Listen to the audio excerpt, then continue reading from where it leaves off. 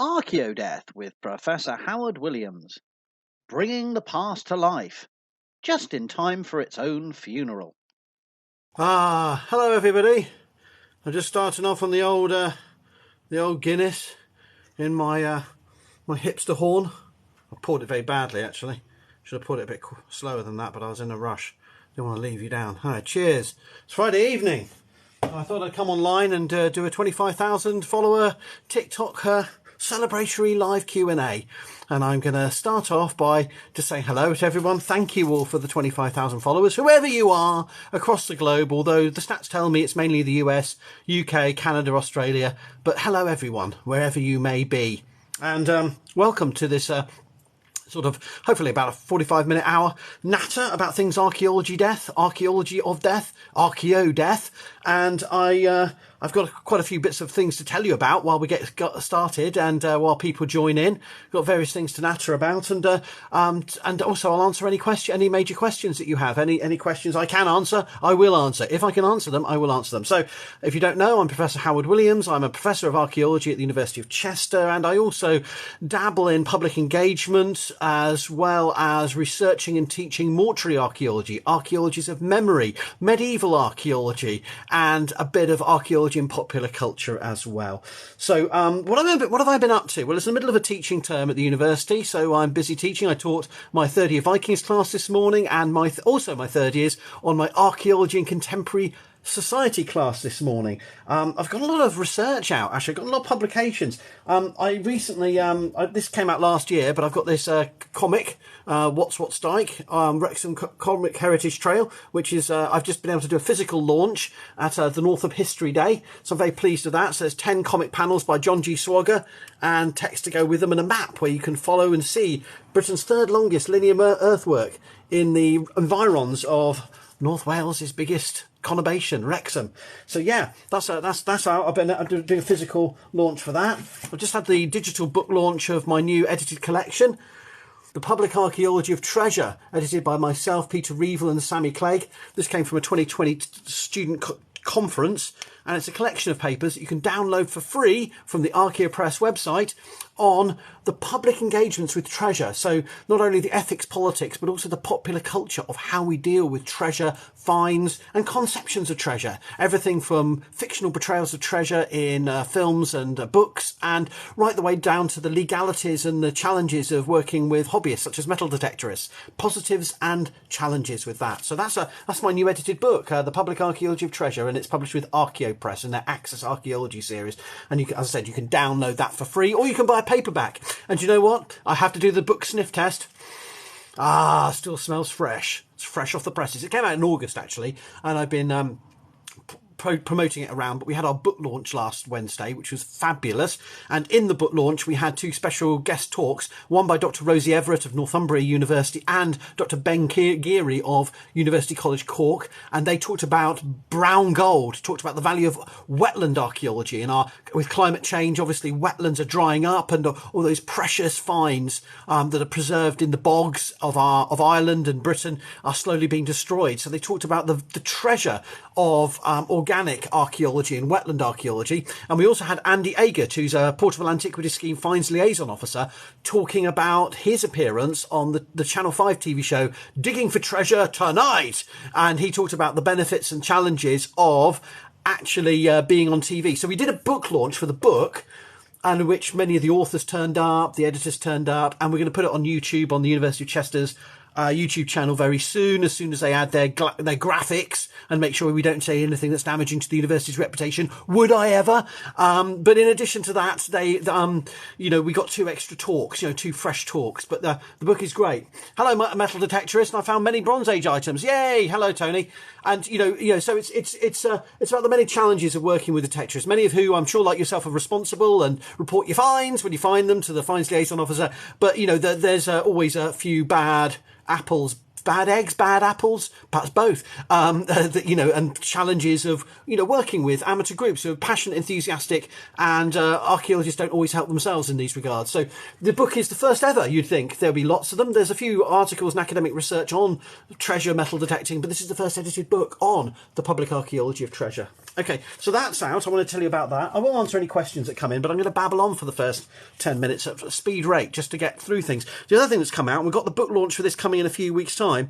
This is edited with Dr. Cara Critchell and Sheena Evans, Archaeologies and Antiquaries, essays by Di Morgan Evans. So this is actually the edited collected works of many of the publications of now sadly late Professor Di Morgan Evans, who passed away in 2017. Di was a friend and a colleague who collaborated with me on research, and it was an honour to work for the dead, so to speak, to work for him posthumously to bring together this book of his essays. So I feel sort of a great weight of responsibility, but also pleasure working with Di. Di was one of the founders of the Welsh Archaeological Trust system. He's also a very innovative and charismatic guy who worked in British and English and Welsh and British archaeology for over 45 years, and he was a visiting professor of an honorary appointment in retirement at the University of Chester, and he helped us and supported us through many a trial and tribulation. So we're having a book launch up in Chester. We're going to do it digitally, and then we'll release that onto the UOC, the University of Chester's YouTube channel too. So those are the things I wanted to tell you about are happening. What else am I doing? I'm also examining a doctoral thesis where am I doing that? In the University of Chester. I can't tell you about that because hasn't been passed yet. I'm doing a Roman cremation examination. I've got to do that. And also my own doctoral student has just submitted her final draft of her thesis on port of antiquities finds in the Welsh Marches. So I've been reading that and teaching and generally just doing what academics do, waffling along. But let me actually stop babbling for a second and look at the comments. Hello. What's it all about? What is it all about? What's this live all about? The live is any questions you have, Bella. Any questions you'd like to ask, I'm here to answer them. And I've also been doing various TikToks, as you know. I've just released episode part 13 of my Archaeology of Rings of Power series. And so I've just done archaeology. Part 1 of archaeology. I've got more archaeology coming. But archaeology, the material cultures and landscapes of orcs in the Second Age. No, I didn't say anything about Viking swords, but I'll check that out. I'll have a look at that afterwards. Hello, all the people saying hello. Hi, favourite archaeologist, and hello to all the Archaeodeathlings, yes. Mortal enemy. Am I your mortal enemy or someone else? No, I think there's someone else in the... yes, right. Rebel Rabbi and her mortal enemies, clearly. Hello, Rebel Rabbi. From Pembrokeshire, working in Somerset. Well, there you are. They're lovely places. Both beautiful counties. So I think I've caught up with all the comments. So I'm doing a bit of fictional archaeology, the archaeology of fictional words. I actually taught that to my archaeology and contemporary society students earlier today. I talked about the archaeology of the Peter Jackson films and the material culture and how it's been in sort of Tolkien, but elaborates on Tolkien's world and actually draws on rich mythologies and archaeologies of Norse, Anglo-Saxon, Celtic worlds. So that was really good. That was really good fun. I've been very much enjoying doing the archaeology of Rings of Power. And as usual, the individual views aren't high, but the small clique of likes is quite substantial and sustained. And I'm going to keep going. I think I'm about coming up to halfway through. I've still got to do the archaeology, more archaeology. I've done the elves. I've done the archaeology of Sauron. I've done the archaeology of the Southlands. And now I'm moving on to the archaeology of orcs. Archaeology. Then I'm going to do the archaeology of Harfoots and Rovanian.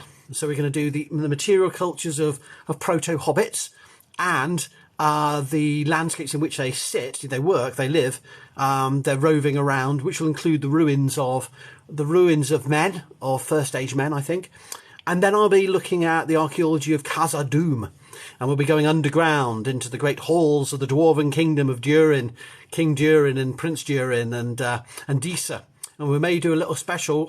By request, I shall be doing a resonating archaeology post, because someone's asked me especially. And there she is, Spiritual Squirrel Vox. Hello. Yes, she has asked me especially to do one on resonating, which I think you need to sort of sing like a rock song. Resonating. I'm going to do resonating archaeology of good vibrations in Khazad-dûm, and maybe a bit of Balrog archaeology, in there. And then we'll be moving finally.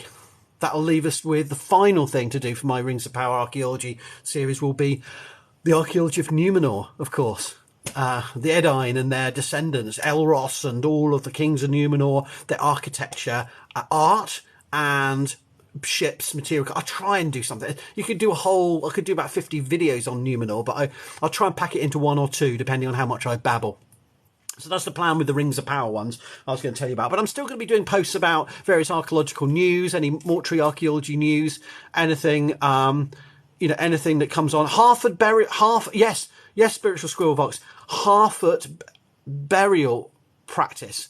We don't actually see what happens to Sadok, so I'm going to make up some speculative suggestions about how proto-hobbits buried their dead, based on... Thank you, Johnny Prince Charlie. Thank you very much for the 25k.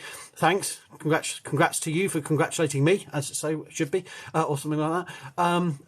So we're going to do some speculative of what things they don't show in the first series, but I'm hoping for more. I am disappointed in the first series in a number of ways for things they don't show, but it was a bit of a tall ask expecting them to fit in all of my particular desires to see. I wanted to see Numenorian tombs, so we've only got the hint of that. We haven't seen Harfoot burials. We haven't seen any cremations yet, but we've got orc funerals, a little bit of a hint of an orc funeral. So there's things I like.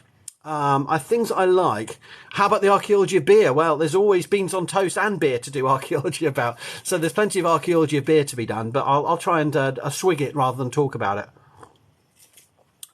In terms of all of that kind of gubbins, that's what I'm doing on TikTok. Let's see if I've got any questions to answer. Oh, I've got the usual, what's my favourite archaeology artefact found? I'll answer that one, because everyone asked me that. Hello, P-Pod. And I'll try and answer that one. Well, I've found quite a few artefacts myself. I keep changing my answer just to keep it a bit of variety. But one really amazing object that I found in my archaeological career, I think was really surprising, was I was working on a Romano-Celtic temple site in central France, hilltop, Gallo-Roman. That's it. Yeah, Gallo-Romans. Sounds like Asterix. Romano-Gauls versus Gallo-Romans. A Gallo-Roman temple site in an Iron Age oppidum. So it's a hilltop site. Had been an Iron Age fortified site. And then in the Roman period, it became a temple complex. And I found this amazing Roman period brooch, beautifully preserved, despite the acidic soils. So that's one of many nice things that I found in my archaeological career. But that was as a student. I found that digging a part of a Gallo-Roman temple, which was pretty tasty. And I've done many an archaeological excavation in my career finding jack shit, and it's nice to occasionally find something nice, and so that's a good example. Let's have a look. Do you think the strange man is Gandalf? I think I'm sorry to be a spoiler alert, but it's already within the last episode. It's a heavily dropped hint, with the fact that, of course, he says, Nori Brandyfoot, always follow your nose, and that's obviously the line. Then the Peter Jackson Fellowship of the Ring, Gandalf comes out of his kind of uncertainty and follows the one of the 3 paths he chooses in the Mines of Moria, and says the air smells better this way. So I think it's almost certain that the stranger is Gandalf, although I had hoped it to be another of the Astari. I think the hint was that there were 5 meteors and there were 5 meteor men, because 5 meteors go over, and geographically and logically that couldn't have been the same meteor that Elrond, that Gil-galad, that the Harfoots, the Ents, and someone else sees. So there are five meteors at the end of this episode 1 of Rings of Power, meaning there were 5 Istari being sent to Earth by a meteor. It seems that's the way they've decided that that's going to happen. But I was hoping it'd be one of the Blues, or maybe even Radagast. But it turns out it's Gandalf, and maybe that makes most sense and actually provides a backstory to why he's so fond of hobbits. So I don't think that's ruining anyone's plot line to say that it's definitely the stranger is Gandalf. Yes. I don't think it's actually been confirmed, you say, but I to my mind it's confirmed. But it could be something. That could be another line of deceit, and they change it in season 2. But I think it's going to be Gandalf. Yeah. The Archaeodeath of my... No, that's just, I mean, you know, who knows? They're playing. They know people. I mean, I think the thing that's frustrating about the TV show, and everyone likes and hates about it, is the fact they're playing with messing with people's minds. People know where it's going, so they're trying to find various plot lines and mysteries, and that's frustrating a lot of fans who are already declaring they've got things wrong based on things they're obviously being playing with along the line. And of course, remember, the whole idea is that Sauron's creating a lot of these stories to deceive the elves, and the elves are complete classic. I think the elves have been pitched perfectly. Utter mugs and dimwits in terms of all wise, all powerful, yet have all foresight, yet they've got no actual clue of material culture and practical engagement with the world, which is exactly as Tolkien wrote them, as just like, let's just leave, you know, it's too complicated actually fighting and doing things, let's just fuck off back to Valinor. You know, that's not true of all of them, and the point is Galadriel and Elrond are to some extent exceptions, but you know, there's that general sort of highfalutin, not really engaged with little things like details, like actually in the Southlands having, in the middle of the fort you've taken over, having a fountain with a sword, and literally it's like that bad scene in The Mummy Returns where they've actually got a bas relief on the wall of the Scorpion King's whatever temple in the Oasis of Am-Shen, whatever. You've actually got showing you a cartoon sequence of how to kill the Scorpion King with the Staff of Ra or whatever it is, and it's like, oh yeah, let's do that, let's carve on the wall a sequence to explain how to kill him, you know. And it's like that, isn't it? And the elves are going, I always thought I saw that sword somewhere before. It's ridiculous, but you know, it's fantasy, isn't it? So, you know, it's all good fun. I'm babbling now. Yeah, Celtic burial in Pembrokeshire 4 years ago. Chariot burial. Yes, really big find. First chariot burial or cart burial, depending on the way you want to describe it, for Iron Age Wales. Tidy find. Still being analysed. Really exciting. So puts Pembrokeshire on the Celtic map. Really good find. Of course, it's mainly, chariot burials in the Iron Age are a thing, but they're mainly known from the Arras culture of East Yorkshire. So it tends to be a very geographically focused thing. It's not because they only had chariots in East Yorkshire. It's probably because of the burial tradition. That's where they're putting them with the dead. So it's really exciting. We've got some more in West Yorkshire, a few from Lincolnshire, I think now, and a few from elsewhere in the Midlands, but now also over in Pembrokeshire. Rewritten the history books, yeah, absolutely. What made me go into archaeology, Rebel Rabbi? And I don't know. I probably answered this question. I don't want to be lying by saying different answers, but I did get into archaeology really early on as a kid, as you do, and I think I had a few books. I remember for my 9th birthday being bought a book on human evolution, and it was the 1970s, so it was called Early Man, and I really liked it. I got it as a present from a friend, actually, a school kid friend. Obviously, parents bought it for him, but they knew I was into sort of early, ancient finds, natural history and human evolution. So I think that's what got me into archaeology, was getting a few books and going to a few sites and just getting interested in it. And so I don't know what made me do archaeology as a degree, but that's how it started. And from there, I went on my first excavation aged 16 to Wroxeter Roman City in Shropshire, not far from where I live now. And then I went to my second dig aged 17 to Sutton Hoo in Suffolk, and I did my second excavations with the season of excavations by Professor Martin Carver back in the day, back in the early 90s. And I went on other excavation then to the Auvergne in central France, which I talked about. I found that bronze brooch, which was with Professor John Collis of Sheffield University. And then I went to university, so I'd had 3 digs under my belt before I went to university to study it as a subject. I think 3, maybe 4. I did a bit of other digging somewhere. I've forgotten. Anyway, I did a number of digs before I went to university, so I had an idea of the practical side. And then I went to Sheffield to do my undergraduate degree. And after a year, I got so fed up with the first year. It was a crap first year. Like some of our students now, the first year isn't as you like it. And I was going to jump to, don't tell anyone, medieval history. But I decided to stay on and give it a go for another year. And that's what I stayed with. I stayed with archaeology, studying the early Middle Ages, which is really my bag. I really like early medieval archaeology, Anglo-Saxons, Vikings, stuff like that. I don't think I do have. I probably actually no. I do have a photo of that brooch somewhere, deep in the archives of my personal files. I'll try and bring it out for a TikTok at some point. Hi Anna, good to see you, or good to see you typing. Glad you made it home in time. I'm going to catch up with, see everyone say hello to each other. Yeah, not running a plot line, really, is it? You know, I agree with you. Archaeology of elven colonisation. Yeah, people. I've already kind of done that in a way. I didn't really want to ramp up the colonisation side, but it is really, they are a bit of colonial presence, aren't they, over the Southlanders? There's a lot of resentment now. I like the way they played that in the plot, and played with the idea of the sort of racial slur interactions going on, pointy ears and that stuff. So I thought that was really interesting, but I didn't really explore that. Maybe I'll have to go back. So once I get through this Rings of Power series, if people think I've missed things, do drop me a message and say you didn't do this, and I'll pick it up, because archaeology is about the study of people, past cultures from the material remains. So obviously in a fictional universe, almost everything is archaeology, in the sense that it's people's material environment, people's world around them, and how they interact. Thoughts on Alexander's tomb? You know, I have a big bugbear about digging up the graves of historical personages. It's a complete dead end, kind of moronic line of archaeology. This is why I'm very critical of the excavations to try and seek out historic personages, as if somehow by finding their bones we'll be able to confirm something interesting about them. Like Richard III's one, I had lots of issues with as a project. Lots of interesting public engagement came from it, and some interesting research. But at the end of the day, it was a grave hunt, and that's the kind of thing that Alexander's grave is. It gets everyone excited, but who cares? You know, what's it going to tell you, finding out where he was buried? It's a bit of a dead end, if you want my opinion. I mean, it gets people excited in archaeology, but at the end of the day, it's a bit of a dead end question. You know, we know where he was buried. He was buried in Alexandria. Where exactly? How the tomb looked, it's long gone. It's like, to use another example, it's like saying, oh, I want to find the tomb of Jesus. Why?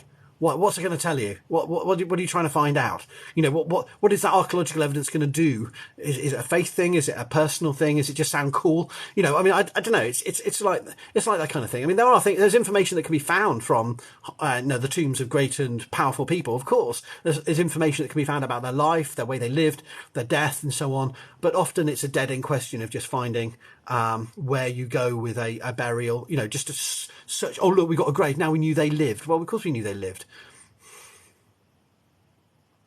That's my thoughts on that. You love a good ramble. That's a polite word for it. Thank you, Anna. I think that's very generous of you to call it a ramble. I don't have any thoughts on the Mabinogi other than its late medieval fairy tales that some people see as somehow the basis of a mythology, and they're welcome to. But it's the same as basing your mythology on the Poetic Edda. It's as problematic as that. It doesn't give you a window onto the Iron Age and pre-Christian thought, in my view. But other people will differ in my response. Strange reasoning for an archaeologist. Oh well. Well, if the problem with people's burials is, we don't have names etched into our foreheads to prove we're real. So there's plenty of people who've got tattoos with the names of famous people on them. It doesn't necessarily mean that it doesn't actually mean anything that they existed as the people they were. So if I had Odin written in crayon on my head, doesn't mean that's a death. People go, oh, this is the burial of Odin. So I think you've got to think through what the questions you're trying to ask before you go on treasure hunts or on grave hunts, in my opinion. My comments are doing weird things. They've just skipped about 50 comments. So I'm just going back and I'm going to make sure I haven't missed anyone's comments. The world is full of nasty trash and oh, I don't know what that's about, but anyway, yeah, it's true. What you say, Anna? Yeah, horses are sacrificed back. Yeah, so we find a lot of animal sacrifice in the archaeological record, which is actually sometimes human sacrifice too. But animal sacrifice is a thing in many different cultures, including the the Middle Iron Age with the chariot burial. So yeah, they are dispatching of multiple horses, often with the carts or chariots they're disposing of. Yeah. Pretty grim stuff. Would have been pretty messy funerals.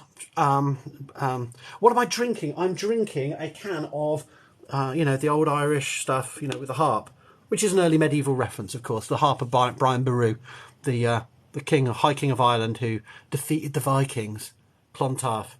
Sorry, what I'm talking about is it's Guinness. Sorry, Guinness, St James's Brewery, of course. There you are. Cheers. Yeah, so we dig up all sorts of archaeological evidence and understanding the broader patterns of how people dispose of the dead, rather than seeking the named individuals that we know about from historical records, is what we're about, trying to understand from the mortuary record how people lived, but also the broader patterns of how they honoured the dead, disposed of the dead, so we can actually answer questions about those societies that were otherwise lost to time. Take care. For relaxing times, make it Archaeodeath time.